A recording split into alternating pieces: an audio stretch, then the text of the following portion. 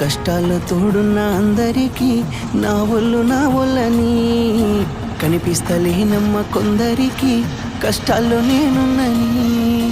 నా ఒళ్ళు నీ ఒళ్ళు ఏమున్నది అన్ని కాగితాల బంధాలు అవి కాగితాలే జీవితాలనుకొని అయినోళ్ళనే వదులుకుంటారయ్యా. బాగుంటే 10 మంది వస్తారయ్యో చుట్టాలే మన ఇంటికి లేకుంటే వదిలేసి పోతారయ్యో అయినోళ్ళే ముమ్మాటికి. చూస్తున్న చుట్టంత కళ్ళతోని జరిగేది నాటకమే.